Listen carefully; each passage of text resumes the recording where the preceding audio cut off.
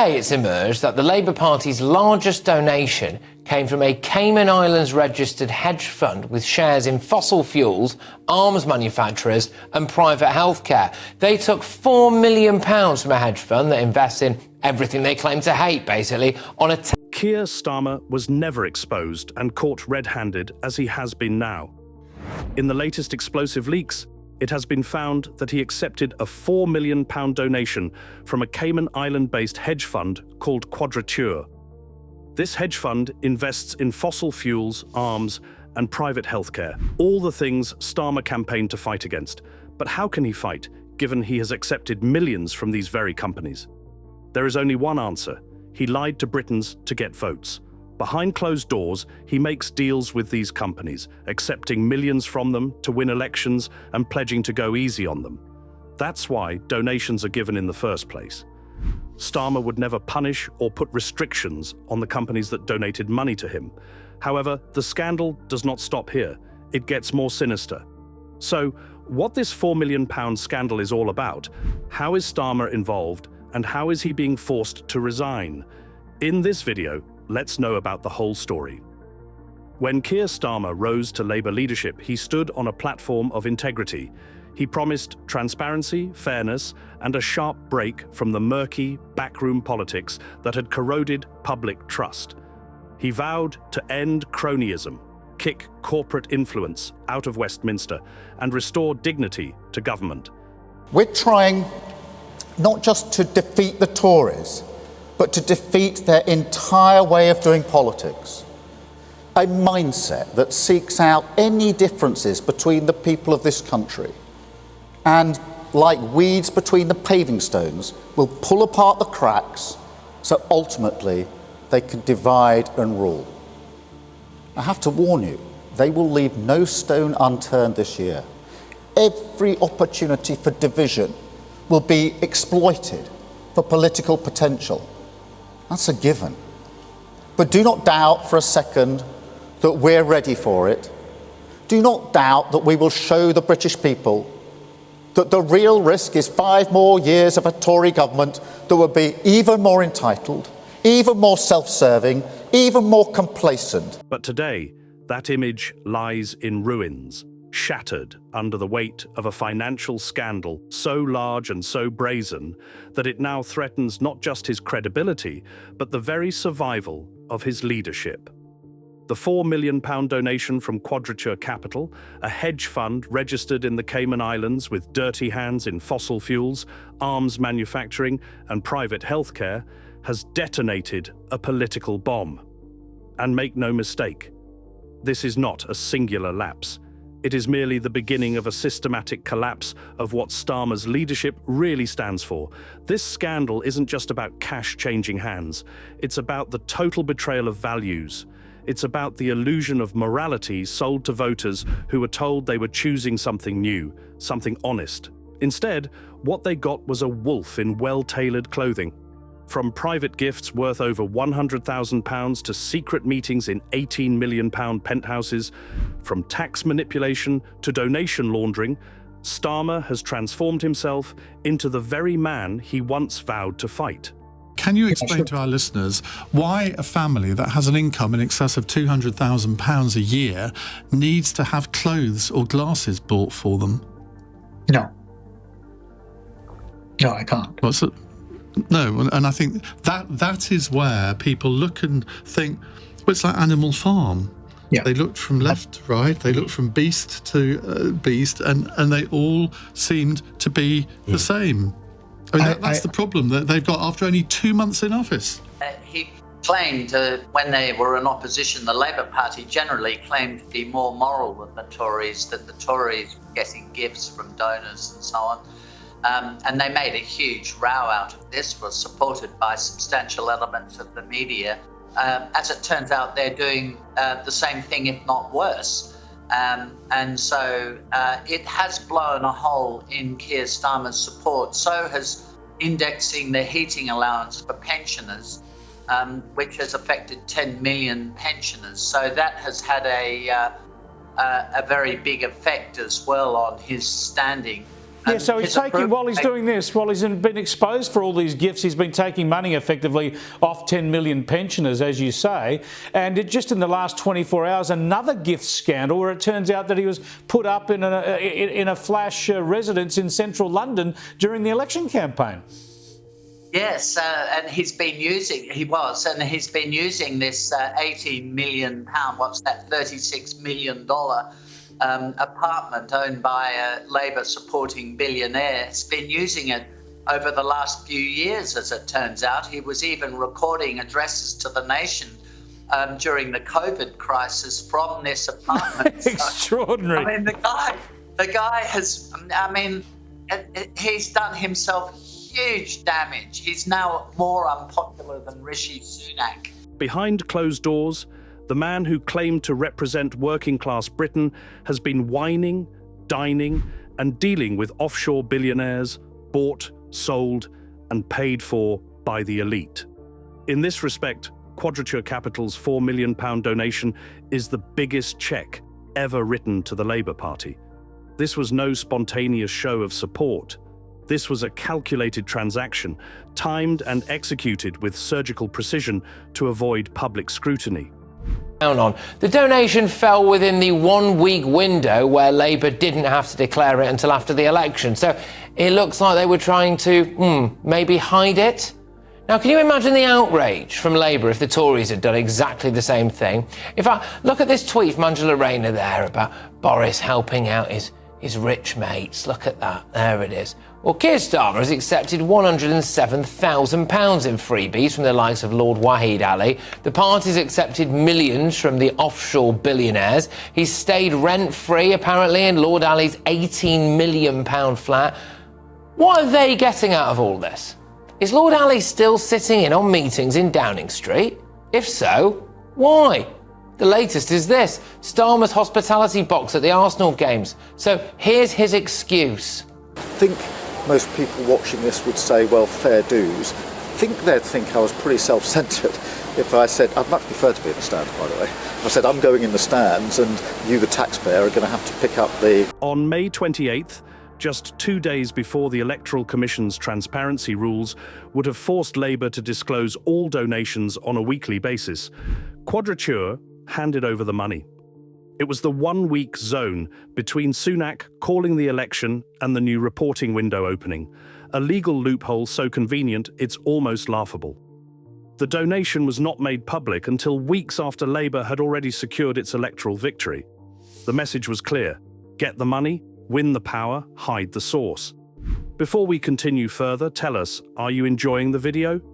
If yes, please like and share the video and subscribe to our channel for more exclusive videos on the groundbreaking changes happening in British politics. Let's continue now. And who exactly is Quadrature? Well, it's a hedge fund that might as well be the financial Grim Reaper. Its investments are soaked in oil, blood, and profit-driven healthcare cuts.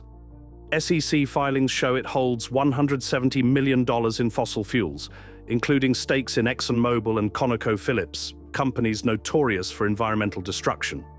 The hedge fund also has $31 million in arms manufacturing, including Northrop Grumman and Lockheed Martin, the very firms arming global conflicts, besides $47 million in private healthcare giants like United Health and HCA, firms that profit when the NHS is starved of resources. And Labour got donations from this hedge fund. Don't forget that this is the same Labour Party that preaches green energy, peace diplomacy and public health. The same Labour that promised to tax the ultra-rich and close offshore loopholes. Now it's bankrolled by the very monsters it pledged to slay. Quadrature's laughable claim that this was a values-based donation insults the intelligence of every voter. Values? From a Cayman-based hedge fund drenched in carbon, bullets and for-profit cancer wards? The true scandal is not just that Starmer took the money, but that he hid it. Paul Holden, a veteran investigative journalist, has laid out Starmer's long history of dodging disclosure. During his Labour leadership bid, Starmer was the only major candidate who refused to declare his donations in real time. While Rebecca Long-Bailey and Lisa Nandy published donor lists as they received money, Starmer delayed, only filing disclosures through the parliamentary register with weeks or months of delay. Labour members had no idea that their candidate was being quietly funded by millionaire financiers like Sir Trevor Chin and Martin Taylor, figures deeply entrenched in financial and foreign lobbying interests. Even worse, Starmer's own think tank, Labour Together, was fined by the Electoral Commission for hiding over £800,000 in donations. At the time, the organisation was run by Morgan McSweeney, now one of Starmer's top advisors in number. 10. This is not a coincidence, it's a pattern. It's Starmer's playbook to make deals behind closed doors, delay the paperwork, and pray no one notices until it's too late. This behaviour is not illegal, but that's exactly the problem. It's a blueprint for legalised corruption, exploiting transparency loopholes while waving the banner of accountability. Starmer didn't break the rules. He manipulated them with intent in a democracy that is worse than criminal. It's a betrayal of the public trust. It gets worse when you think about how Starmer is basking in luxury, accepting millions in donations, hundreds of thousands of pounds for his personal expenses and living in penthouses. However, ordinary Britons struggle, and Starmer continues to put the burden on them. Ordinary families are told to tighten their belts and make sacrifices for fiscal discipline. What's staggering is not just the disparity, it's the shamelessness with which it's carried out. There is a clear moral rot at the heart of this arrangement. The Prime Minister is asking the British public to make do with less, while he lives off the generosity of billionaires. He governs in a country where disabled people are sanctioned for missing benefit assessments, yet he finds it acceptable to indulge in VIP events worth more than what many families earn in a year. This is not about legality, it is about ethics. When a Prime Minister presides over cuts to the most essential public lifelines while sipping champagne in skyboxes gifted by elites, we are no longer speaking of politics. We are speaking of decadence, of open mockery of the working class. The Labour Party is now erupting from within. What began as murmurs of discontent have escalated into a full-blown revolt. MPs who once defended Starmer as the grown-up in the room are now scrambling to disassociate from his collapsing reputation. And these are not just, constituents to me. These are friends, they're family, they're neighbours. I've got family on PIP. I've got friends that need the support for mental health. I see them day in, day out. So for me, these aren't just statistics on a page. These are real people. And so that's why I wanted to be vocal. I felt I needed to. This is my community. As you say, I'm born and bred. We've not had a local person represent us in a long time. And so I feel really passionate about this. And that's why I will be engaging with health, with the Treasury, with the Department of Work and Pensions to see a way through to make sure that these people do get that support. As things stand, Richard Bergen promised the mother of all rebellions. Diane Abbott, Mother of the House, says it's a moral issue here, writing the cheques on the backs of the poor. How many other MPs, Labour MPs, feel like you, as far as you know? Well, I'm speaking to a number of colleagues from right across the party. I'm not going to give numbers now. I will be fair. Dozens, or I would say there is a considerable amount that are concerned, again, from right across the party. So was that 50? It's not, I get a feel for it. I'm not going to give you numbers now. I think that would be unfair. Yeah. But from the letter that Debbie Abraham sent in, with from us from 100. So you've got a rough idea there, but I'm not going to start naming colleagues or numbers from the discussions that I've been having. But there is that. People are waiting for the figures next week. They are having that robust debate, which is right. We have a broad church in the Labour Party. Many of us are here to serve our constituents and want to do that rightly so. So for me, it's about that engagement, and we'll see more next week. If you'd have asked me, 12 months, 2 years ago perhaps, about Keir Starmer, remember I've been a Labour MP, I've met Keir a couple of times, and I've chatted with him, etc. And I would have said 2 years ago, fairly decent guy, bit to the left for me, but not a bad guy. But now, having seen what's happened since he came to power, I have never been more disappointed. And for him to use the word principles, I think is rich coming from Keir Starmer. I mean, the hypocrisy from all of this. We had to listen to his sanctimonious rants about Boris Johnson for years. And as soon as he is in office or near to it, he's just taking freebies left, right and centre. I have never been more disappointed in a politician than I have been in him. As regard Ali, he has questions to answer. I mean, he's under investigation by the House of Lords. I don't think it's going to end well for either of them. The cracks are no longer beneath the surface. Senior figures have openly admitted they were misled about financial reporting and the depth of corporate influence. Others are distancing themselves not out of principle, but out of fear that remaining tied to Starmer will mean political death in their own constituencies. Resignations have begun. Internal meetings, once filled with policy discussions, have turned into war rooms where survival, not strategy, is the priority. Some MPs are even rumoured to be in talks with rival parties, desperate to escape the crater of Starmer's leadership before it swallows them whole. There is no unity left. The Labour Party, once galvanised by a vision of transformative politics, now finds itself embarrassed, splintered and leaderless.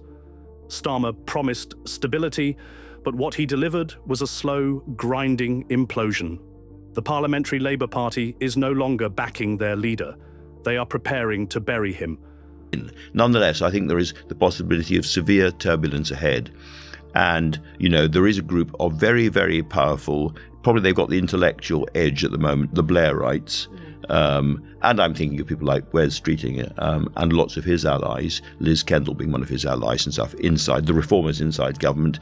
And there is the soft left, who would probably gather, as it were, under the Angela Rayner banner these days, I think. But Louise Hay would certainly be part of that instinct. And I just really, really hope they don't go to war with each other.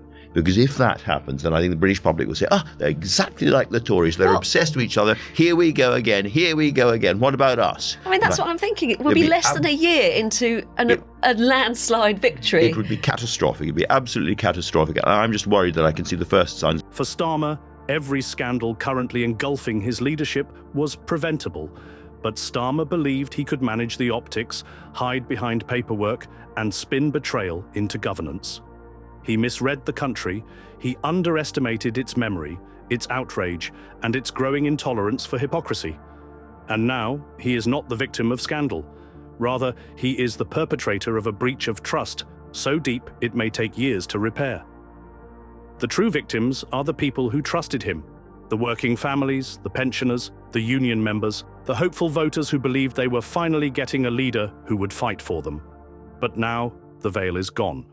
The carefully controlled narrative, the crafted public persona, the sensible and stable image, it has all disintegrated. What remains is a prime minister with no moral compass, a government without credibility, and a party without direction. This does not have to be the end of the Labour Party, but it must be the end of Keir Starmer. Every day he stays, Labour hemorrhages its soul, its supporters, and its legacy. The choice is now between the people and the paymasters. And the nation is watching. What do you think? Will Keir Starmer keep the promises and pledges he made before winning the elections? Isn't it true that he always does backdoor deals and appears to criticise those companies the next day to make the public fool? In the comment section right below, share your thoughts on whether the British people should come into the streets to demand resignation from Starmer. Do you want to watch more videos like this one? If yes, please like and share the video and subscribe to get more updates on British politics and how events are changing it. Until the next video, stay tuned.